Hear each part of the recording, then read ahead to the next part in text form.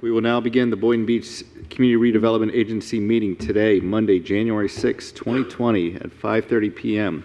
Would everyone please rise for invocation by Board Member McCray, followed by the Pledge of Allegiance. Let us bow to the Creator and Maker of all mankind. Father, as we gather this afternoon to reverence your name, we just want to say thank you for letting us see a new year, 2020.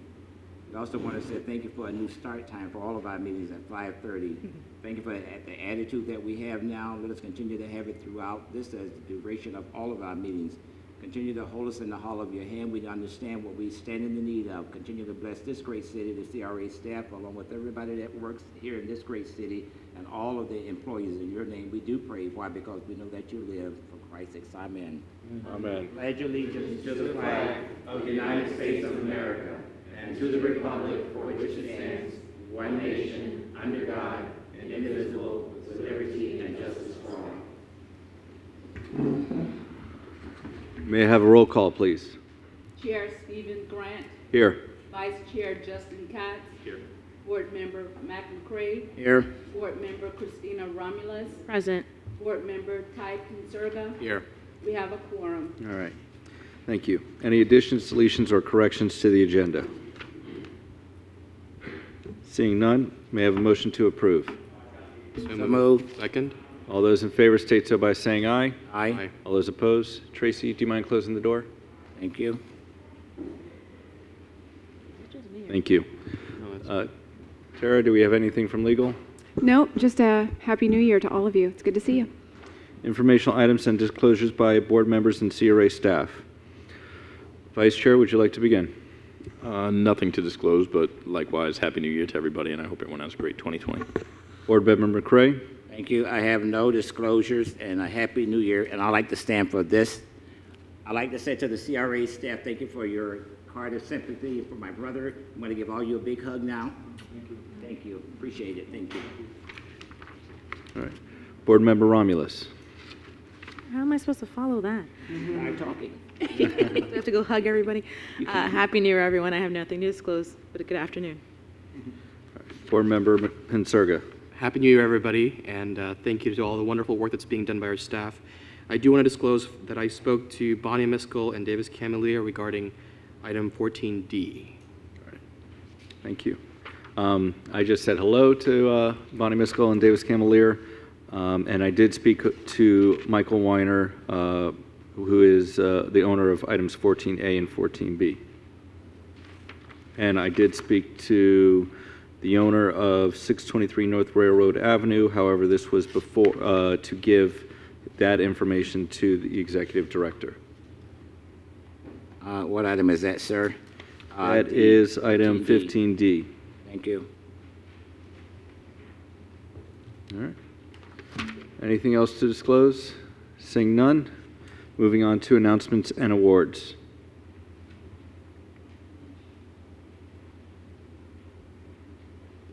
Good evening. Good evening. And Happy New Year. Azim Hussein, Marketing, Events, and Business Development Assistant. To recap the Holiday Boat Parade, on Friday, December 13th, 2019, the Boynton Beach CRA, in conjunction with the City of Delray Beach, hosted the 48th Annual Boynton Beach and Delray Beach Holiday Boat Parade. The parade started at 6 p.m. and it traveled south from the Palm Beach Yacht Club to the C-15 Canal in Delray Beach. The parade featured 34 decorated vessels. The CRA hosted its watch party at the Boynton Harbor Marina. The watch party featured festive live music, children's activities, and a visit from Santa Claus, because that's needed, of course. We had roughly estimated about 300 people that attended the event. Staff also conducted a feedback survey during the event to gather demographical information from patrons. There were 34 surveys that were completed. And just a couple things to note, we had 44% of the respondents said they lived in Boynton Beach, 35% lived in Palm Beach County, 9% were just outside of Palm Beach County, and 12% were out of the state. Following the event, Respondents said that 62% of the respondents said that they would visit a restaurant after the event. 24% of them said that they would visit a bar, and 12% said they would visit a retail store. The remaining were just other, so maybe they were going home. Are there any questions? Yes, who won? Oh, my last point. We will announce the winners actually at the Holiday Boat Parade at the Awards Dinner, which is taking place at Banana Boat on January 9th. All right. Thank you. Do me a favor and just slow down. Slow down a bit for you? Sure. Kind of rushing to keep up with you. Our next item is the In Culture Art Walk on January 18, 2020 from 6 p.m. to 9 p.m. on Industrial Avenue. That's exactly it. The In Culture Art Walk, this is our second time doing this, where it's taking place on Saturday, January 18th. The CRA will partner with the Boynton Beach Art District for this event as a way to enhance their current monthly art walk. This free event will be held in the Industrial Craft District, which is located at 410 West Industrial Avenue from 6 to 9 p.m. The event will feature a variety of unique vendors, local art vendors, live music, food, and libations. Okay. Any questions? And parking? Parking will be tight as it was last year. I don't know, last year we most of the cars parked along the side there on the road. Okay. Like on the side in the grass. Thank you. Yes, Board Member Pensurga. Are we doing anything differently this time that we didn't do before the first time? I know so much like entertainment, will have different entertainment this year, and we will have different food trucks coming out. You know, aside from that, I don't think there's anything that particular. Aside from, actually, I know the art district director did mention that he will be playing a movie this year, so he didn't do that last year. All right. And do we plan on doing some video skits for any of the businesses that are there? Video skits, like live So, videos like- during the event? Or no, video commercials to let people know about the event? I can answer that. Yeah. We are planning on providing a social media kit to the businesses like we have for our past events, but we were not planning. Into the microphone, yeah. And you state your name, please. Hi, I'm Renee, the social media and communications specialist for the CRA. And we are planning on doing a social media kit for the local business, for the businesses that are in the art district, like we do for all of our events. We were not planning on doing any video promotions. We're saving that for special holidays, for shopping, that kind of thing. Okay. That's the plan as of right now. Thank you. Board Member McRae. Thank you. Is this the flyer that's going out? The actual postcard is going to be will it's be the delivered postcard, tomorrow. okay. We'll be delivering those Let tomorrow. me ask the question about your postcard. That's even better. Okay. Will it be something like this? You could have this on one side and the other on the other side? Yeah. Thank you. That's my concern, because people don't flip pages over unless they blow over. Thank you. Okay. I'm good. Thank you. Cool. Any other questions? Seeing none, moving on to Rock the Plaza at 1 Boynton. Yep. So this is our first Rocket Plaza of the year. It is an event series. We'll have 4 total Rock the Plazas. This one is the first one will take place on Friday, January 24th, at 1 Boynton, which is located at 1351 South Federal Highway, which is on the northwest corner of Woolbright and Federal Highway. The event will also take place from 5 to 9 p.m. The event's going to basically spotlight the 1 Boynton residential offerings and special promotions from businesses located within the plaza. There also will be live music and libations offered as well and featured. So just as Renee mentioned a minute ago about the social media kit, we'll also be doing something like that for this event as well. Basically just to help those businesses cross-promote the event and to help promote themselves during the event, we'll be providing that social media kit to them probably a week or so before the event. Stop. Let me go ahead. See that? What you got up there?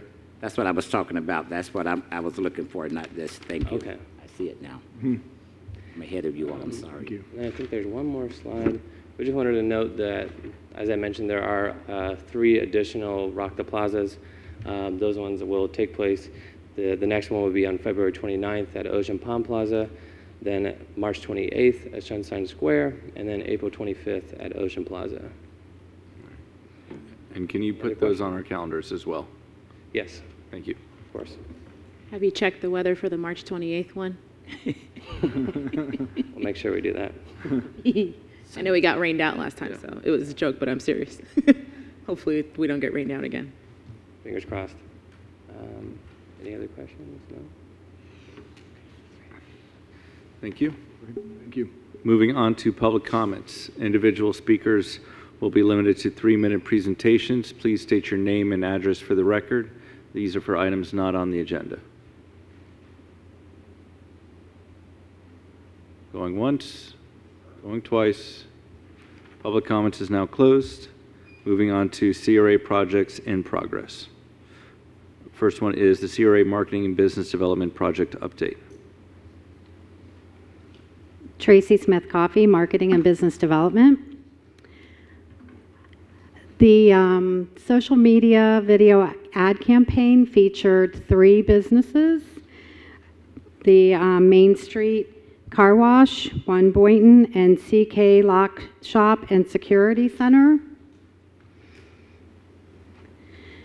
The Boynton Harbor Marina marketing was, we did a double page spread in the Gateway Gazette for the 2020 bucket list, encouraging readers to check out the Boynton Harbor Marina for 2020 and go parasailing or fishing or diving or rent a boat or jet ski.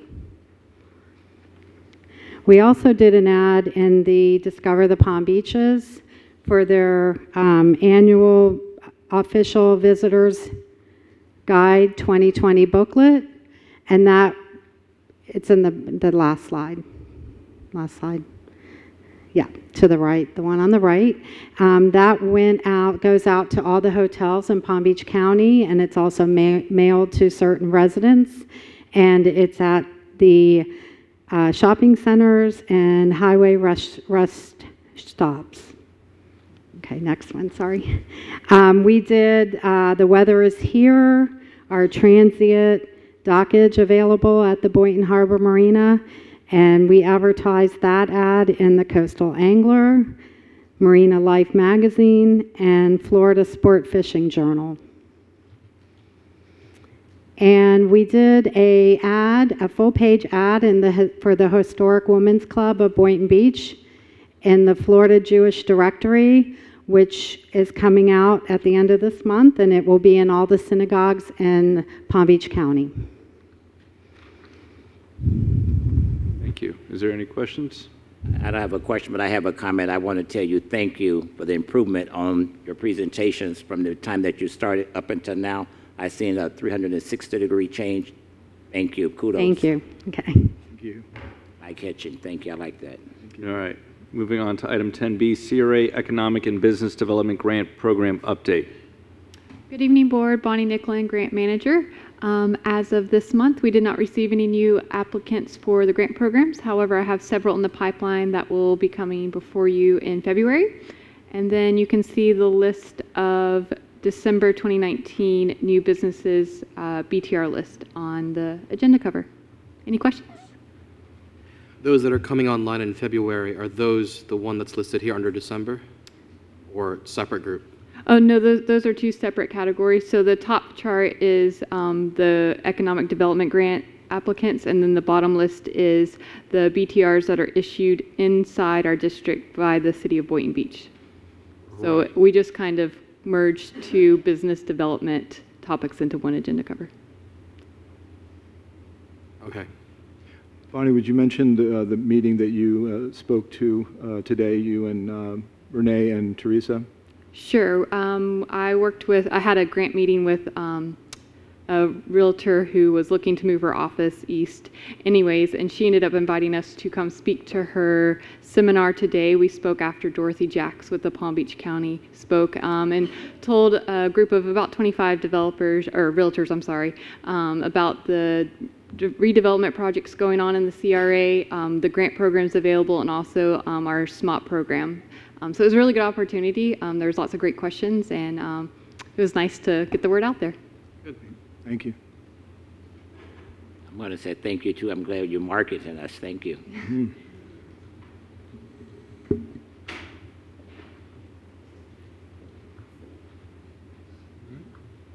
Next And item. Lori, we started at 5:30. Excuse me, Chair. I'm sorry. Yes. Moving on to item 10C, Ocean Breeze East Apartment Project Update. Yes, good evening, Board. Michael Simon, Executive Director. We wanted to provide you, as well as we can, a monthly update of the status of the project for Ocean Breeze East Apartments. On Saturday, November 9th, which I did mention last month, but on the 9th of November, we had our groundbreaking celebration for the construction of the 123-unit affordable housing apartment complex. If you haven't been by the site since our groundbreaking, it's amazing just in 30 days or so, even with the holidays, how much they've done and the impact visually of that corner now to see that energy of construction. And we'll provide you with images each month. There'll be certainly enough change in each 30 days unless there is some weather delay to provide you and the public at our meetings an update of how it's progressing, similar to what we did with Town Square. But I just wanted to let you know that is the ground is moving and they're laying in the site work. It's a great site, really.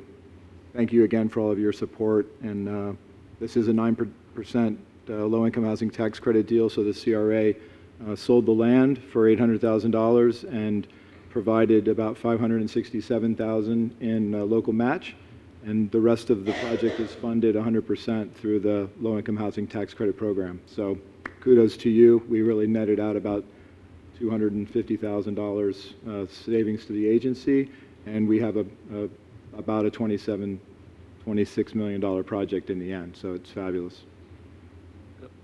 Chair, go back Yes. to your first picture. Back to the second one. Third one. Wait a minute, I'm missing the one. Go pick the one that has the real smooth. Keep going. Go back to the top. The one where the shovel? Nope. Keep going. Keep going. Got to be another. Is there another one? Maybe the groundbreaking? Is it? Or there's four? There's 4 pictures. 1, 2, 3. 1, Yep. 2. I want the one where the land is real smooth and you can see the high That's rise. 4. And not that In one. front there? That's the one. That's not the Yes. one. That's it. That's not the one. The one where the land was real smooth when you first started giving your presentation, and you could look and see the high rise in the background. Not that one. There, It's 1. that one? No, and I didn't miss it. I'm sitting up here. I know you just went through them. 2. You first All right. started your So let's go- presentation. Yes, sir. That's picture 1. Let's do picture There's 2 now. the buildings. All right. Let me go back to that one then. Go back to 1. I will stay with 1. But that's not the picture. The picture was nice and without the hedges. It was real smooth, and you could really see the high rise Number 2? in the back. And I wanted to let you all know that is the look that we're getting now, instead of the weeds and all that other stuff, and even making Boynton look better. I'm just still on Seacrest, and that wasn't the picture. The picture was all pretty white sand and in the background. You all will find it before the meeting's over with. Go ahead. And what's the last one? What? All right. It's in that one. Bonnie, did you show us all the pictures? Okay. Trust me, I'm not sleeping. No, it's okay. That's No problem. It Smooth wasn't with that the- one. No, it wasn't that one. All right. That was all smooth. Board Member McCray, we'll find it for you. Yeah. Well, knock Thank you. yourself out. We got time to go. We got All right. started an hour early. 10. Moving on to item 10D, Social Media Outreach Program, SMOP, for the first quarter report of October 1st to December 31st, 2019. Good evening, Board, and Happy New Year. Renee Roberts, Social Media and Communications Specialist for the CRA. Just so you know, I did not include in my report Pirate Fest, even though it was a part of our first quarter, because I reported on that last month. Just wanted to make you all aware of that. But we currently have 77 businesses registered part of SMOP. There were 3 new businesses added this quarter. 134 total businesses have been visited, and 19 businesses were visited this quarter. Part of our continuing social media kits for our special events was the Light Up the Park social media kit, which was provided to all the businesses that participated. The businesses were extremely happy with the entire event from start to finish. They all reported that they performed very, very well during the event, so they were very excited about that. So part of our new social media outreach program initiative, based on the success of our PTV live videos, we continued to do some more live videos for the holidays to promote local shopping. So the videos took place on Tuesdays and Thursdays from December 6th to December 27th, and they highlighted 10 CRA district businesses. And yes, I got dressed up and performed a little sketch on our social media. So here are the results from the campaign. We reached over 7,000 people. We had around 1,500 people that were engaged. That means that they either clicked on a link or they commented, liked, and then we had over 20 shares. So what we've talked about as a team is continuing these live promotions for special holidays, specifically for shopping. They seem to perform really, really well for people going out and buying things.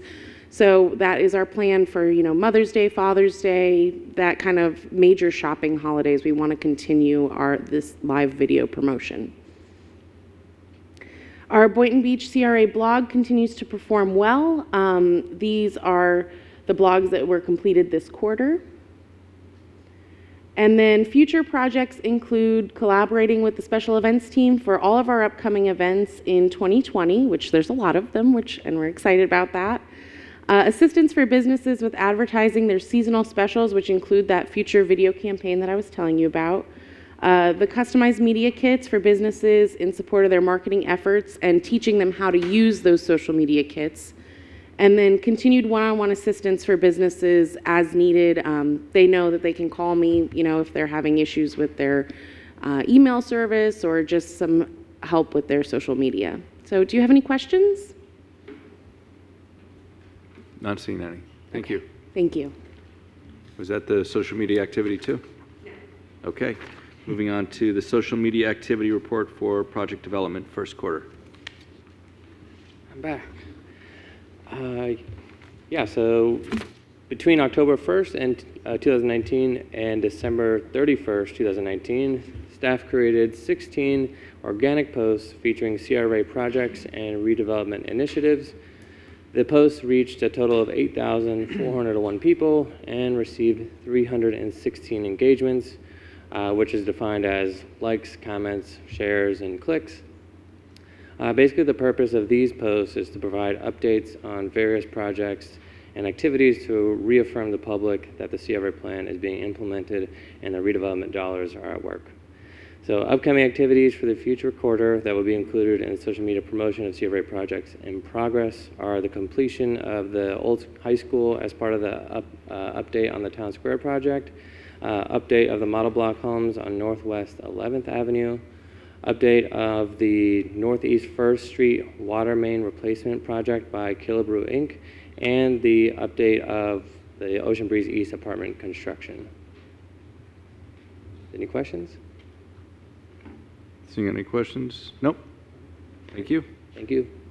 Moving on to fiscal year 2018-19 update for the nonprofit organization grant agreement with Habitat for Humanity of South Palm Beach County. Yes, good evening, Board and Chair.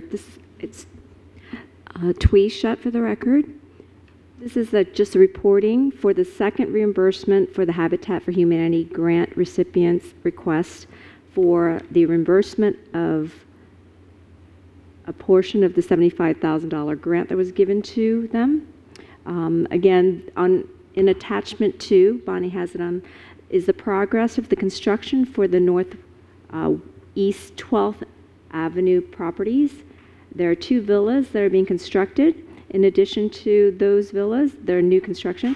There are 3 neighborhood revitalization projects that are included in the supportive material. As Bonnie's scrolling down, those consist of repainting, re-roofing, a lot of the, I would say, rehabilitation on the existing properties. And then also all the activities with respect to the educational, home ownership educational opportunities, as well as various different components of whether it's insurance-related information for residences to know. Those are included in attachment 2. As directed by the board, once the applicant or the grant recipient have completed all their requirements for reimbursement, we have already issued the payment. This just didn't make it in your last meeting because it fell short about a week or so. So we're just reporting that for you now. This is last year's expenditures. So the one you saw previously was the previous year. That was the closeout. This is this past year's. So if there's any questions, I'm here to answer them. Any questions? Seeing none, thank you. May I have a motion to approve the consent agenda? So moved. Do I have a second? Second. Thank you. Any discussion? Seeing none, all those in favor state so by saying aye. Aye. Aye. All those opposed? Motion passes unanimously. Moving on to old business. Item 14A, consideration of a purchase and sale agreement for the property located at 209 North Seacrest Boulevard. Board, the item before you is the really approval of the agreement itself with the terms that were approved at the December meeting. A $1.4 million sale price for the purchase of 209 North Seacrest. So there's two separate agreements for the two separate properties. 209 North Seacrest, to remind you, is the building where the utilities payments are being made now temporarily. E2L's office is on the second floor, and some of the police admin offices are on the first floor. That building appraised for $1.4 million. The CRA and the seller agreed to sell for that appraised value, with a closing to take place at the end of October 2020. We are providing a $100,000 deposit, $50,000 of which after 60 days would be hard and fast to the owner of the property, to the seller, prior to closing, and would apply to our overall purchase price. And as was approved at our last meeting, the seller agreed. We added the language that qualified a $50,000 cap on items that we inspect that may need repair, and anything above that $50,000 would need to come back to the board to renegotiate a price if the seller did not offer on their own to take care of those. The seller has agreed to all the terms in the contract, and at this point we're looking for either, if you have any questions, obviously, or approval of the document for execution. Yes, Board Member McCray. Question, the inspection and repairs, the seller's going to do that, or we're going to do it? We'll do the inspection, and we'll note the amount of those repairs. We're looking for large repairs. Let's say if the entire roof needed to be done, or there were some total of more than $50,000. But we as the buyer will be handling the inspection and utilizing some of city staff's expertise who are in the building now, as well as the building department. And we'll be hiring an inspector if that's something that we feel like we need to do additionally. Then we'll report back to... Let me ask the question another way. If you find things that needs to be repaired, will the seller repair them, or will we be responsible for repair? We'll be responsible for them up to $50,000. Thank you. That's what I need There you to hear. go. Thank you. Okay. All right. Yes, sir. Okay. Is there any other questions from the board? You know, my comment is that I know that the spiral staircase is not necessarily compliant with today's commercial code. And so that's just something that the reason why we have the $50,000 in this is so that we can turn this property into an economic generator for the community surrounding it. And so I think this is a very good deal for us that we are purchasing this property right across from the hotel that is coming in. I think that it would only increase in value because of all the development that we're doing, and we're making smart choices with the taxpayers' dollars. And if there is no further comments, I'll take a motion to accept the purchase and sale agreement. Second. All right, is there any further comment? Seeing none, all those in favor state so by saying aye. Aye. Aye. All those opposed? Motion passes unanimously. Congratulations. Chair, I just want to clarify, is this only for 209? Correct. Yes. Moving on to item 27B, consideration of purchase and sale agreement for the property located at 217 North Seacrest Boulevard. Yes, Board, this item is approval of the actual contract document that specifies the terms for the purchase of 217 North Seacrest Boulevard, which is the property, as we all know, more likely than the address, the post office, the existing post office building. We would not close on this property until the end of the lease, which is February of 2023. So the owner is going to continue being the landlord. He's going to continue to own the property and be responsible for all of the repairs and maintenance, just as if he was today. But we essentially have the contract in place to close at the end of that lease termination. We are hopeful that during the time of this next 3 years that we'll be able, with the owner and city staff, to get together with members and representatives of the post office to see what their future plans may be, how we can keep them engaged in the community, some type of additional post office boxes or some location within the new project or somewhere else. So this does give us an opportunity, and we really should, as commercial owners, and certainly the landlord himself would be doing the same thing, trying to get everything in place as you get closer toward the end of the lease so that you're not waiting until the last minute to kind of have this conversation. So that's stuff that we'll be working on and reporting to you on our progress. And if there's any options or any concerns that we need to run by you and keep you abreast of what's happening so you can let us know how willing you are to help them, we'll be doing that for you over the next almost 3 years, I guess, really, while we wait to close. But the price is the appraised value that was agreed to at $1.6 million. There'll be a $200,000 deposit, and after 60 days, $100,000 of that deposit will be hard and fast for application to the closing and available to the seller. All we need now is approval of the document, or the agreement. If you have any questions, I'm happy to answer those. Any questions or comments from the board?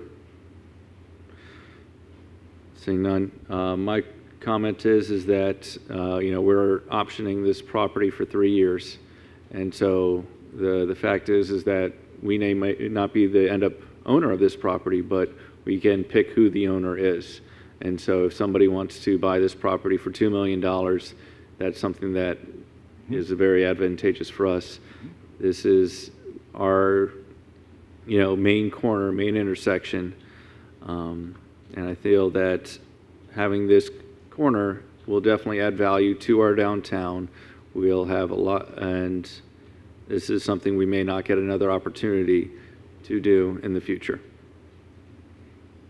So if there's no further comments or questions, I'll entertain a motion to approve the purchase and sale agreement.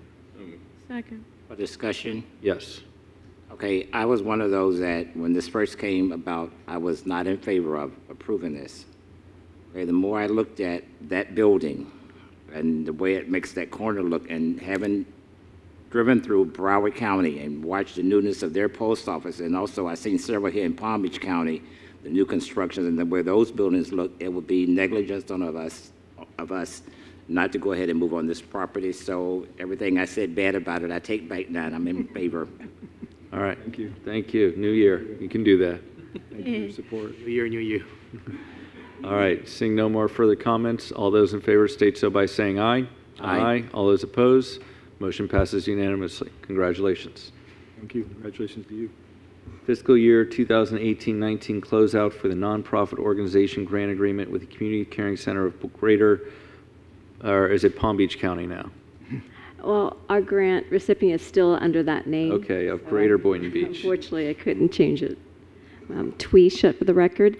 Similar to the Habitat for Humanity grant, this is the fiscal year 2018-19 reimbursement request from the Community Caring Center of Greater Boynton Beach.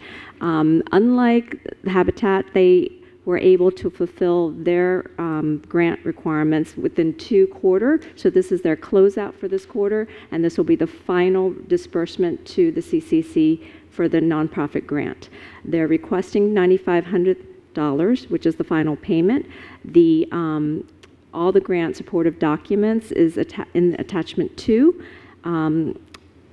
There are some, information with respect to all their participants, any of the certification they've received, as well as any kind of sign-up sheet for any of the interested parties that have come to all of their job fairs, as well as any of the training schedule. So to date, staff has reviewed it and has in support of the grant disbursement.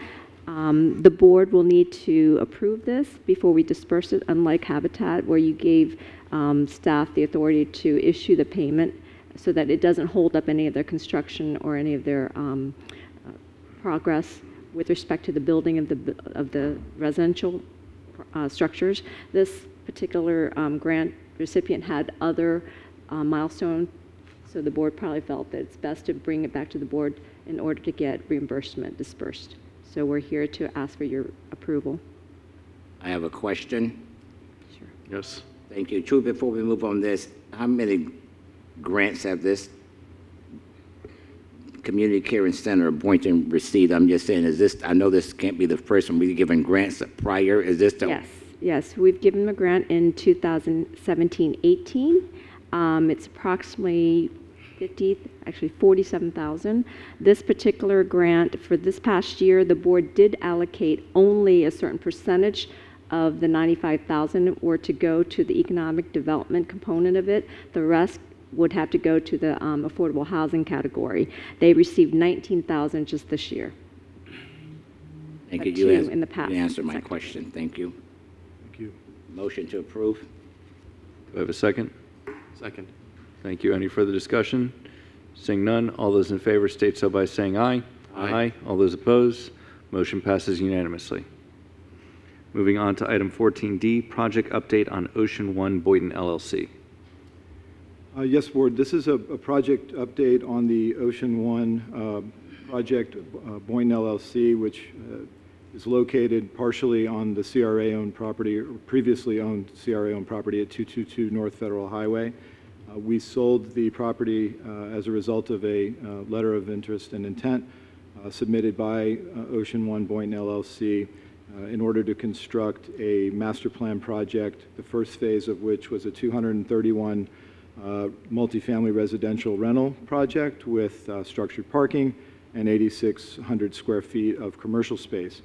The board and Ocean One Boynton LLC entered into a tax increment revenue funding agreement on January 16th, 2018, which the agreement provided for a termination of the tax increment revenue funding agreement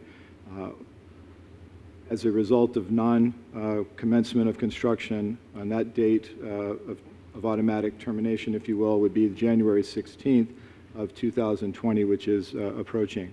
So we wanted to bring this item before you. You may remember that in April, we received a letter from Bonnie Miskell, who's the attorney for the developer, and an item was placed on the agenda with that letter in July of 2019. The board decided to have a minor discussion about it. They didn't remove it from the agenda and then tabled it until, or removed it until we got closer to the January deadline to see what would happen between the July date and tonight. So you have the opportunity to entertain termination, to entertain extension, and I think that the representative for the attorney, Tara, looks like, right. Just to be clear, without board action, the agreement will automatically terminate. So without board action, it will automatically terminate, just to be clear. No action is necessary for that to happen. Thank you. Okay. Thank you. Yes. With your pleasure, Mr. Chairman, members of the board, Bonnie Miskell here. I'm here on behalf of the applicant. Thank you very much for allowing us to speak this evening. I would like to bring up to speed on what's been going on since January 16th, 2018, to give you a little idea of what my client's been working on in order to get this property developed. By the end of the approval process, my client had a member of its team that had some relationship with Prudential who was intent on underwriting the project. Within a few months, probably 6 months of the date of the final approval, Prudential fell out, and so my client had to pursue other financing in order to underwrite the project and spent a significant amount of time doing so. By around April, my client entertained marketing the site, putting it up for sale. He retained Newmark, Knight and Frank to put together a pretty significant marketing package, and by June it was on the market. They have had a number of interested parties approach them. 3 serious buyers are currently engaged in dialogue with my client. They've submitted some LOIs. They're negotiating with my client. My client has not accepted any of the LOIs at this point, but they're in some serious negotiations. Our concern without the TIF agreement is that none of the 3 will have interest in proceeding. So we would like for you to consider, given the amount of effort that has ensued as far as the marketing of the project, and given the fact that we do have 3 very serious buyers that would be good assets for this city and for development of the site, we would like for you to consider giving us 1 year so that we could conclude any negotiations with those buyers and hopefully commence development or at least submit for permit before year end. Okay, thank you. Tara, I know that we had a restriction on the deed that if I guess if construction did not commence, a park was supposed to be built on the property that we sold for $10. Can you please explain that process? Correct. At the same time that the tax increment revenue finance agreement was executed and approved, a purchase and development agreement for CRA-owned property was executed. As part of that agreement, there was a requirement that if construction was not commenced by January 20th, 2020, that was the commencement of construction period, the term is used in the agreement, that the developer or owner would have to construct a public plaza, and there are parameters for that in the purchase and development agreement. That requirement is also, I believe, in the deed. So that's a separate document and unaffected by this, the request being made as to the TURFA, but it would remain, and the requirement is that they have 1 year from January 20th, 2020, so until January 20th, 2021, to commence construction on the public plaza on that property. And so does that requirement, is that requirement triggered? Yes, it will be triggered as of, if construction has not commenced on the project, which I'm not hearing that it will, So, it will be triggered on January 20th, 2020, which will start that 1 year clock for them to commence, which by no later than 2020. And so that's my concern, is that if the developer is still negotiating and we do give them an extension, they're still under the requirement to build that park. Correct. And if the board wanted to entertain a extension of the tax increment financing agreement, which I refer to as the TURFA, until for a year, at that time of the year before they have to commence construction, they could come and ask, and they have commenced construction on the property, they could come and request the board to not begin construction of the public plaza without you having to do anything tonight. Correct. That's the deadline. And so I guess, my question and aspect of it is that what is the consideration that the property owner is willing to give us, because we put these things into place because we wanted to make sure something would be built, and we felt that if a public plaza was not built, or that if the apartment building was not built, we would get a public plaza within the 12 months. And so that's kind of the concern that I have is that what is the consideration of the CRA for selling the land for $10? I know that this year, he paid property tax, or 2019, he paid the property tax on the property, and so we got that money. But it's worth a lot more than the $10,000 we got in property tax, that something else that could have been done. I'm also quite aware of how amicable the property owner has been working with the CRA in this city to help with our special events, and I'd like to continue that relationship. And so that's kind of where the consideration for the extra year, I think that has value. I don't necessarily know what that value is to the property owner, and I'd like to ask him what, for that extra year, is it more than just the $10,000 we get in property tax, because we can't really expect for something to be developed within that 1 year. At this point, my client is not asking to postpone the date upon which the plaza is to be constructed. At this juncture, we'd like to try to get the property under contract, and then we can come back to you and advise you of that. And in the event that the buyer will not be able to commence prior to the 1-year date, then we can come back and ask for something at that time. However, my client would continue to be working with the city to allow you to use it for special events. We've also been asked on occasion to provide parking for construction of other projects and other reasons, and we'll continue to do that at my client's expense. And anything else, really, truthfully, that you've asked, my client is always willing to work with the city and be a partner when he can. Okay. All right. Thank you. Board Member McCray. Thank you. Bonnie, my question is, how much money have your client spent on marketing? Because I did not see a copy of that book. I'm just saying you have the book, but it would have been better for me if I'd have got a glimpse of it as well. How much? Well, has he spent? in addition, and do you know what the cost of this was? The Newmark handled it, but in addition to this book went out to 1,300 developers and real estate experts and specialists in the country in an effort to court them to Boynton Beach. If nothing else, it was very, very good advertising, because there is an exceptional amount, and we have, I think, emailed this to perhaps your staff, although you might not have seen it. I think it may have been emailed today. There's a lot of data in here that is very helpful for you with future parties, future buyers, if they are interested in locating to the city of Boynton Beach.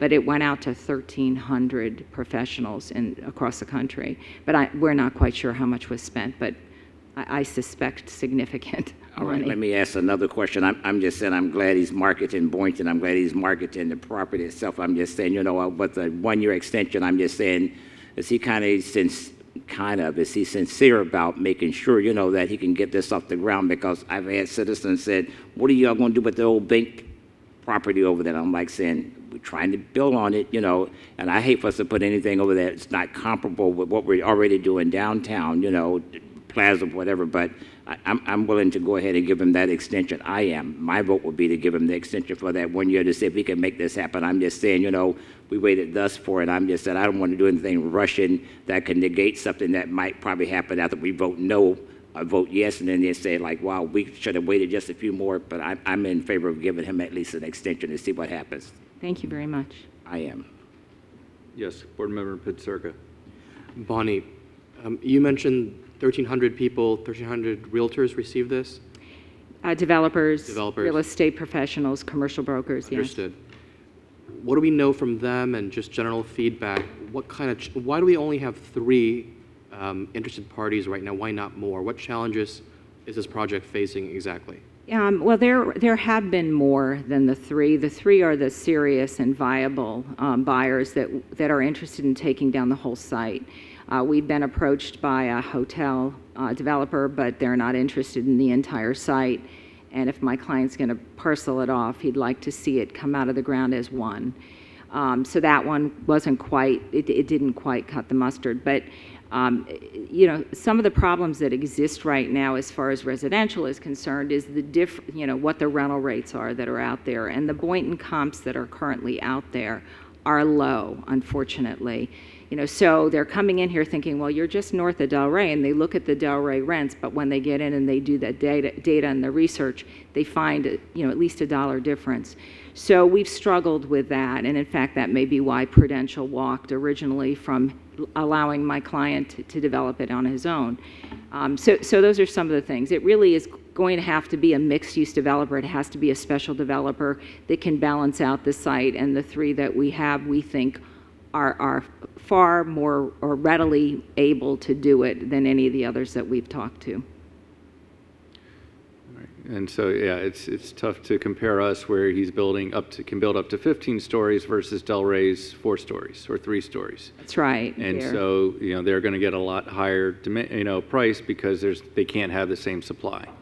My concern is that, it's that 6-month update because we don't necessarily want to wait 11 months to see something. So I'm happy to give the year, but I'd like to get the 6-month update to figure out what's going on, where we are with these 3 developers, because what I don't want to see is you here next year saying don't sue us because the park's supposed to be there. We're happy to come back in 6 months, and hopefully by that time we'll have it under contract and we'll have some very positive news to give you. Okay, so what I was saying is that it's the year extension with the 6-month update of the developer coming back is what yes. When and if there's a motion, I'd just like to take you to the specific language and tell you the language I would change and how. But I see. Yeah, we're going to wait for it, but that was my opinion. Vice Chair. So the request for a 12-month extension, I'm inferring that means you anticipate within 12 months of having a buyer. Correct. Documents executed. Correct. In 12 months. Yes. Okay. So in whatever ultimate sale takes place, are you, or as a board and staff can weigh in on this, I wouldn't want to give a year extension and then the new buyer comes in and says, I need 24 months to do this. So by giving a year extension, and staff or legal can weigh in on this, when you transfer the property, if the sale takes place, that new purchaser is bound to every restriction and timeline. So they would essentially have to commence construction within X amount of days of the execution of that sale, or of that 12-month period. We give them 12 months, and then this sunsets again. If someone buys it in 11 months, they have 30 days to start whatever process with the city.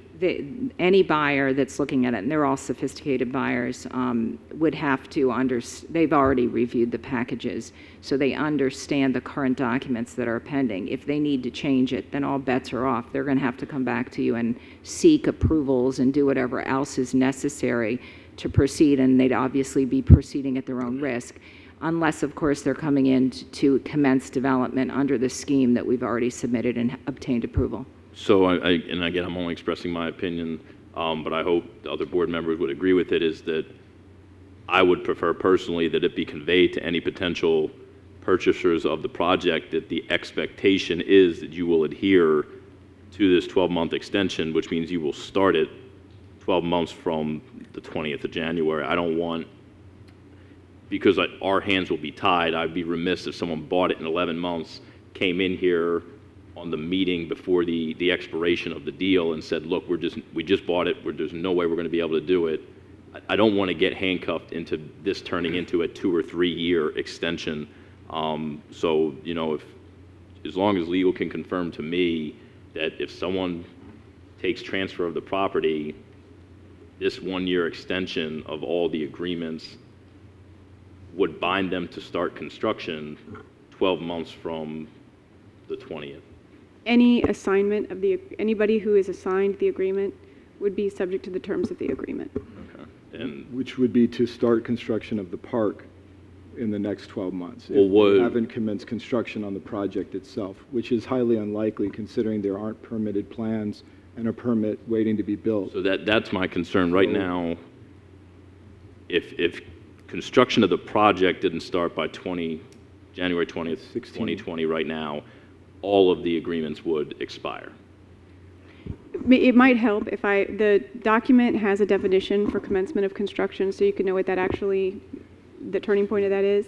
In the TURFA, commencement of construction or commence construction means obtaining an official permit in hand for any of the construction activities contained herein and beginning to actually demolish, excavate, or prepare the site for development of the applicable phase of the project in accordance with the city code and continuing until completion of construction of the project or phase of the project as applicable in accordance with the Florida Building Code.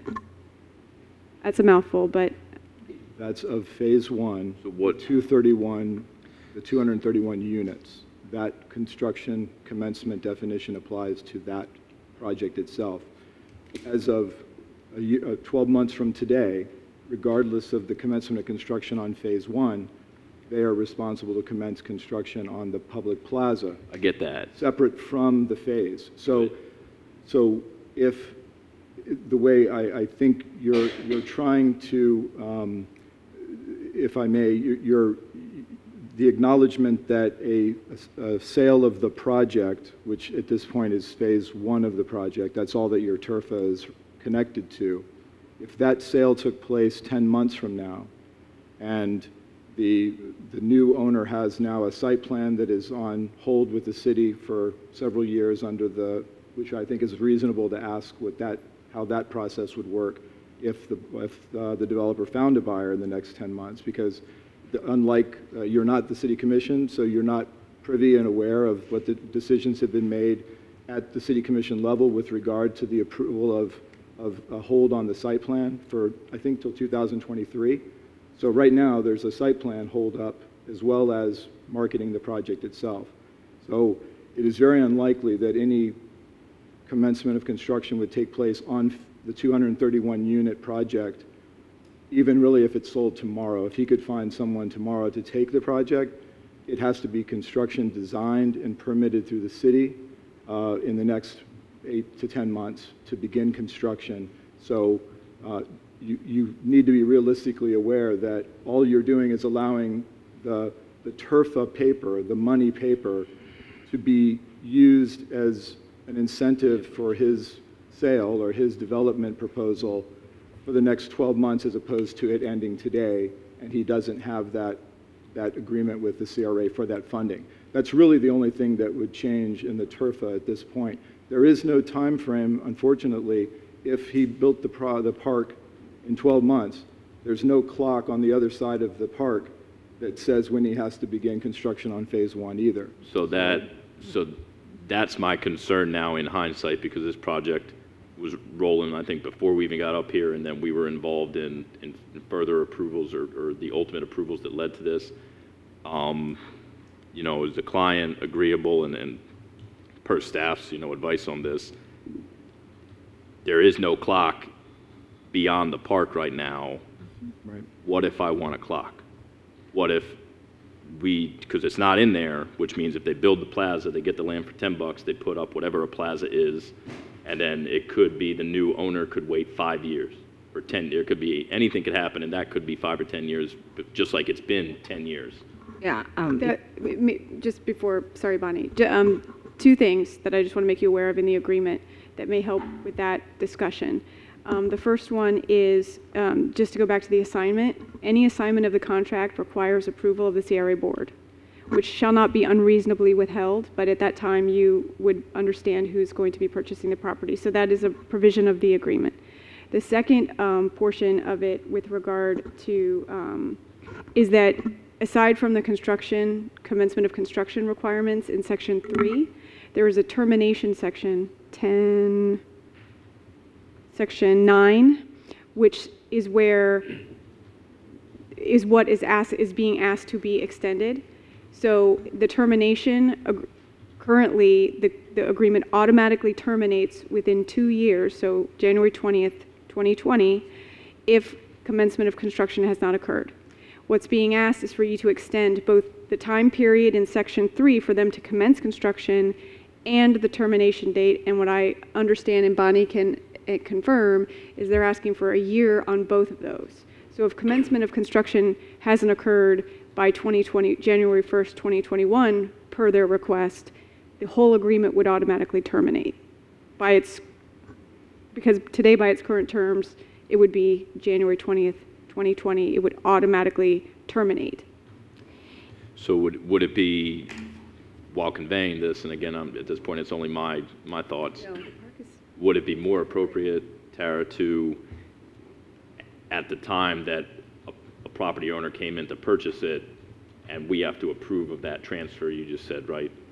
Correct. If there's an assignment of the contract, we have to approve the assignment. So would it be more appropriate if we were to put a clock on commencement of the first phase of construction to do it at that time with the buyer, or to bind the current property owner so that there's no daylight between this needs to start construction by X date, regardless of the park plaza. Like when would be the more appropriate time right now to try to push for that, or to see a buyer come forward and when they come to us for approval, say, look, you bought this knowing every detail, presumably you're going to adopt the plans that have already been presented because it seemed pretty turnkey and it's a good plan. Is that the appropriate time to then tell that buyer? Because I wouldn't want to do that to you, the current owner, and have you negotiate a deal and come here and then we put a restriction that kills the deal. So I don't know if it's more appropriate to get consensus to tell you that that is the desire or that is a requirement we want to impose, or to wait and then risk scuttling a deal at the last second, which I wouldn't want to do. I think there's two sides to that answer, so I'm going to give you the legal one, and then I'll let Mike give a policy one. From a legal perspective, I wouldn't change the commencement of construction date in Section 3 without also changing the termination date. So that means that you're holding this particular entity that you have a contract with to commence construction. If at the time they hopefully sooner rather than later bring someone forward who want to make any other changes to the agreement or wasn't able to commence construction within that time frame, that 1 year that's being asked, then I think at that time you would find out more from that entity what they're willing to do. That would be the legal. So I would change both. If you're inclined to change it, I would change both the commencement of construction from 2 years of the effective date to 3 years in Section 3, and I would change the termination language in Section 9 to say instead of within 2 years of the effective date, to say within 3 years of the effective date. So that language would extend all of this for 1 year with the current contract, your current developer. Thank you. So I'll kind of wrap it up and say that's my desire, and I think that's a fair ask considering the package of incentives put forward. We had hoped to see this coming out of the ground in 2 weeks. Now it's more realistically going to be 2 years.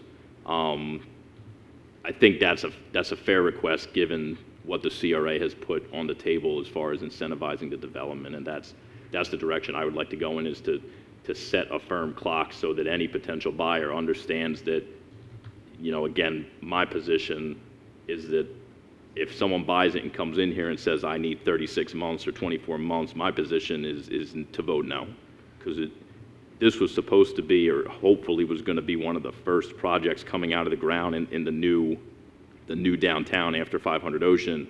Now it appears like it's going to be one of the last of what's already been proposed. So I just want to put some teeth on this because there is some good incentive on the table, and we need to, like as the mayor said, chair said, there's tremendous value in this deal for both parties, and I don't want to feel taken advantage of and see this not even come out of the ground until 2025 or 26 or something like that. So I'll conclude with that. We assume at this point that really a few things could happen. The buyer is either going to proceed on the basis of the current plan, at which point it is fully approved and it's good through February 2023, which means then, after closing, or at least by closing, they're going to proceed and diligently pursue permits thereafter. Now, if that can't happen in a year, I suspect we're going to be coming back to you, particularly when we have to get the assignment approved, to go forward with whatever that process will be for them. The other option or alternative would be that the buyer is going to come in with a completely new plan, and we're going to be really coming back to you with that, or they're going to be coming back to you with that, and I suspect that they'll be asking for whatever they need to ask for.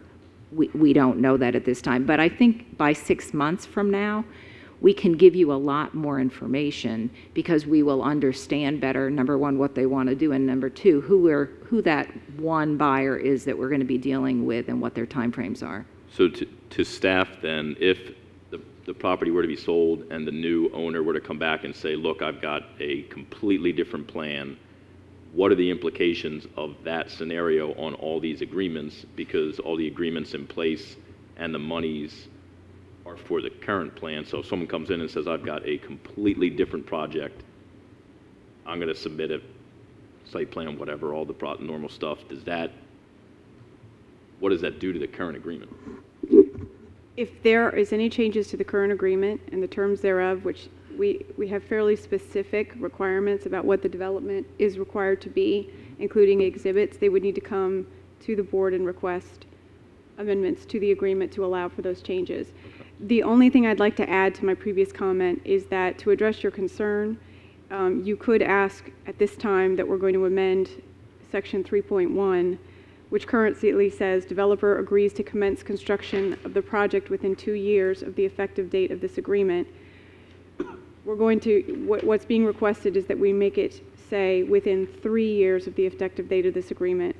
You could request that a sentence be placed after that requires the purchaser or the developer to diligently and continuously pursue all other necessary approvals until the first building permit has been issued for the development of the project, and to diligently and continuously pursue completion of the construction of the project after issuance of the first building permit. Does all of that language echo into the termination date as well then? The termination date would also change, but that language would mirror the purchase and development agreement language, which just doesn't place a time limit, but requires them to use due diligence, basically reasonable efforts to continue the project once it's been begun. So that, and there's other board members who haven't spoken yet, but that's what I would like to do personally. That's where I'm in favor of a 12-month extension with the caveat that we put a clock on this project so that any purchaser understands that you've got X amount of time to do this. Because once they have, just understanding the language that I've added requires them to continue efforts. If you just change the dates, as soon as they commence construction, it won't terminate until the last payment has been made. So there could be lag in the actual construction. So my question is that once they commence, when do they get their TURFA? When do they get their tax incremental funding? At the CO or when it starts commencing? The TURF funding does not begin to be reimbursed until after CO. Their audit is done on the greening of the building, and they have evidence of paying the previous year's taxes. So, I mean, there are some hurdles that have to occur. So you end up with the project, they've paid their tax in order for you to reimburse it. So this was, I know, before that the city created their own greening program, if I'm not mistaken. Mm-hmm. And so whatever greening that we required is going to be duplicative because the city's already requiring its own greening issue. The aspect that we have here is that we want to incentivize development here in Boynton Beach in our CRA area. That is the reason why we sold a property that is currently valued at $500,000 for $10 back in 2018 so that we can get something developed. It's been 2 years. All the properties have increased in value. The situation is that the property owner is not going to be the one who is the developer for this site. We're pretty much aware of this, so it's almost in the sense is that we're not really working with him, we're working with the new buyer. And for us to say that we want to have these same restrictions on this new buyer doesn't make much sense because he's not the one negotiating right now. So that's kind of where we are at with trying to put certain deadlines and teeth in this. It doesn't make much sense because we want something done and we want it done the best way. And so, like I said, I'm happy to give it, and I know that there is probably going to be a lot more negotiations involved, and thinking that we're going to be stop negotiating as a government, no. So that's kind of my perspective. I'm happy to give you the year with a 6-month update, and that, you know, the park is up for negotiation. I know that it's part of the deed, but we're the ones requiring it. So it's that if you put that money that you would have spent in one location in another location in the CRA, I'm amenable to that sort of aspect because there are vacant lots that the city owns or the CRA owns that we could use the money there so that we can build the best thing for this area, because this is our CBD, this is our downtown area. So, one of the concerns that I have for that future buyer is the certificate of occupancy, because what happened with 500 Ocean is that this board gave them an extension past December 31st, 2018 to get their license, or 2017, so that way they did not have to pay property tax on the completed building in February of 2018. So it is only 2019 that their property was valued at $47 million compared to $4.7 million in 2018. So that's something that we may as a board want to realize is that it's great that we have a beginning date, but it's actually more important for us to have an end date by December 31st, because that's how we as a board get our value of our investment, because that's the improvement value is what we tax on. We go based upon property valuation. So I'm amenable to any motions for extension, realizing that we might have to amend the contract once again. Yes, Board Member Romulus. Right, and being that that was your final point of that we may have to go back and amend this once again, this is where I'm inclined to say no to this extension, because I feel like, we have been taken advantage of. We've sold this land for $10. We've then promised an astronomical amount of TIF money to allow for this project to be built, to incentivize and encourage for it to be built. And really, instead, it just feels as if this TIF agreement that we've made with all of you is now just really being used as a carrot to entice a buyer to purchase the property, so that a bottom line could be reached, and all the increase in the property values that has occurred in the time that it's been being held, and all the construction that's happened surrounding it, is the benefit of what all this is allowed. And for us to sit here and be able to say, yes, you get one more year of being able to watch property values go up and being able to market this property and sell it for that much higher, and then we then have to start this process from scratch with a new buyer, it doesn't sit right with me. So, correct me if I'm wrong, Ms. Miskell, but that's how I feel, and that's the opinion that I'm going to state at this point in time. Yes, Vice. I think there was a question to Devani's. Okay. If I can respond. Yeah. There's no one more motivated than my client to have something made of this site, because he's had the property for many, many, many years paying taxes and hasn't even used it. I want it to be clear as to what the problem is right now for us. With everyone that we've spoken to, there is a significant difference between the rental rates here and the cost of construction. And while property values have increased, construction costs have done so unproportionally, so that, our property rates are creeping, our construction rates are climbing. And so any buyer is going to look at that and say, how can I make good economic sense of this deal? Just as Prudential walked because they didn't feel that they could. It's not my client's intent to be here for you this evening. His intent 2 years ago was to go forward with Prudential as he had expected to, and it just didn't happen. But I want to make it clear, this isn't, the reason that he originally asked for the TIF was because of the discrepancy between rental rates and cost of construction, and we're still in the same place that we were because construction costs have gone up so high. And every single buyer that has talked to him has been interested. Primarily, it's a wonderful site. They want to be in Boynton, but they're also very much interested in keeping the TIF. So, I really didn't want to have to come, and I really wish that we were in a position where we could have started, because we were prepared to do so and had done everything. Excuse me, Bonnie, is there music playing? Oh, yeah, do you mind? Sorry. So, yeah, I knew there was something going on. I'm competing, I guess.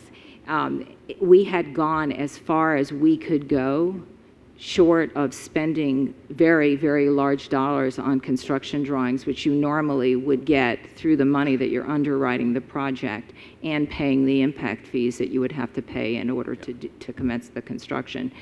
We had gone that far. So I certainly, you've been very consistent, Commissioner, and I understand your position, and it is very, very frustrating. It's been frustrating for my client as well. But, you know, it is not our goal to be using it as a carrot. Unfortunately, it's necessary right now because of the market and because of the cost of construction. Right. Vice Chair. And I think to Board Member Ramos's point, whether that's the intent or not, to me isn't relevant, but it is the reality. So if I can't really see supporting this without putting some deadlines in there, otherwise I'd be more inclined to agree with the chair, which is, you know, we're talking about negotiations that really are going to impact a third party that's unknown yet. If that's truly the case, if I subscribe to that, then I wouldn't even vote to extend this because we're going to have to negotiate with them anyway. So now we're negotiating with the intermediary that owns the property. It's my desire to strike a fair deal here. Obviously, this hasn't worked out as anybody had planned, and I'm not blaming anybody for that. It is what it is. I just want to get this to a point of construction in the most timely manner. So, yeah, I'm gonna. If anyone else wants to speak, but I'm gonna offer a motion in a minute. If anyone else has anything to say, and then I'll do it. To adopt the language or put forth the language for us to agree to, per the attorney, to push those 2 years to 3 years, so that any buyer understands that if I put forth a motion and there's consensus and a majority vote on that, that don't buy this property if you intend to come back and ask for 24 or 36 or 48 more months. So that's my personal position. Again, whether there's an intent to gain profit from the timeline is irrelevant, but that is the potential reality of all this. Certainly going back to the acquisition of the property and the recession, like it's only gotten better, and I don't know what construction costs are going to do in the future, but if that's the game, then there's no real deal to negotiate here, because whoever buys it is going to come back and make that argument and say, I need 10%, 20% more.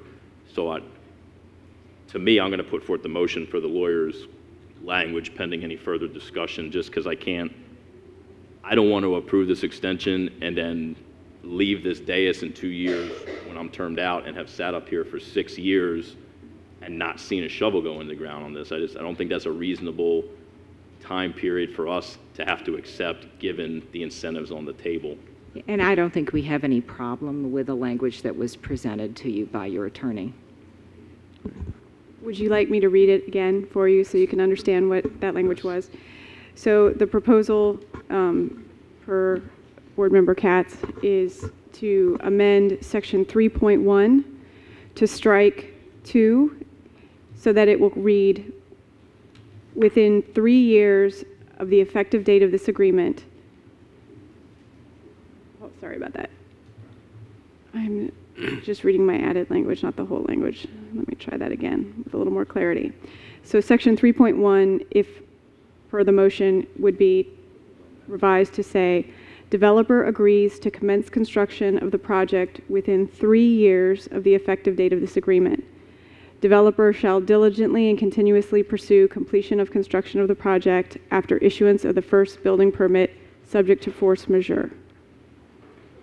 That last sentence was the addition.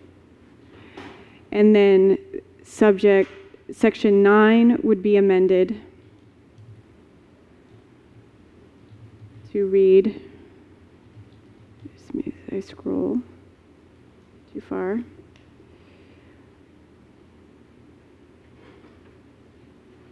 Unless earlier terminated pursuant to the terms herein, this agreement shall automatically terminate upon the last disbursement of pledged project increment revenue to developer for the project, or within 3 years of the effective date, if the developer has failed to commence construction of the Phase 1 improvements, subject to force majeure.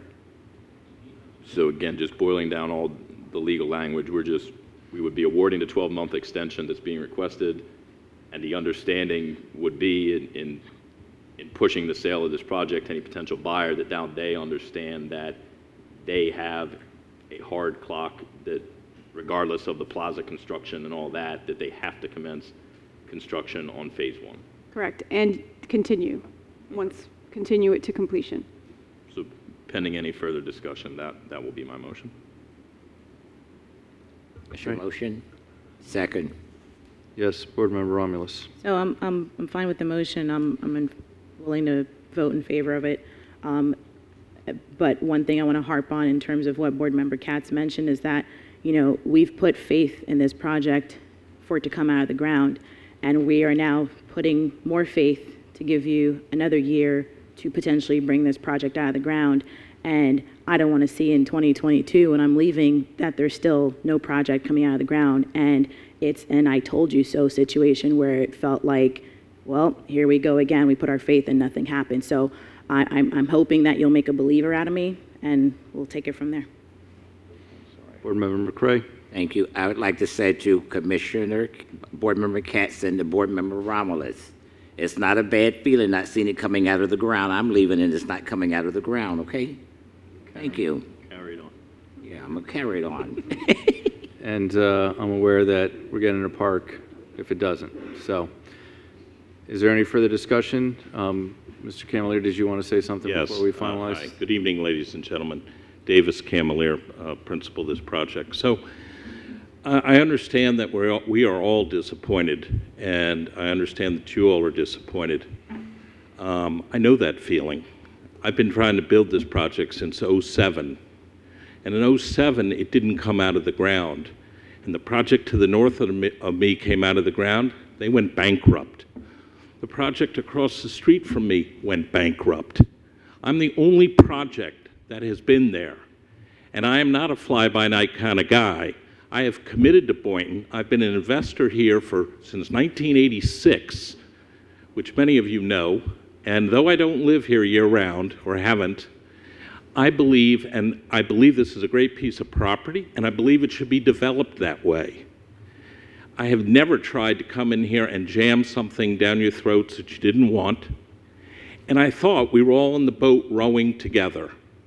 I don't feel that way tonight, and it bothers me, and maybe I shouldn't be speaking, but I am going to speak because, you know, yes, if you all don't want to do the extension on the TIF, all that does is I pick up the phone and I call the 3 parties that I'm talking to. By the way, it hasn't been discussed, but the reason the 3 parties are interested in buying is because this is in the opportunity zone. This property has never been on the market for sale. It has been up for investors to come in. Because I am an old-time investor in the property, I cannot own more than 20% of it if you take advantage of the opportunity zone laws. So therefore, it creates a dilemma for me how to go forward. I don't have all the answers. All I know is that no one has put more time, energy, or money. That may not mean anything to you all. I understand that. But I know I'm not around here a lot, and I don't know a lot of you well. But I thought it was appropriate to just at least speak my mind, or what little I have, and share with you, you know, that there is another perspective.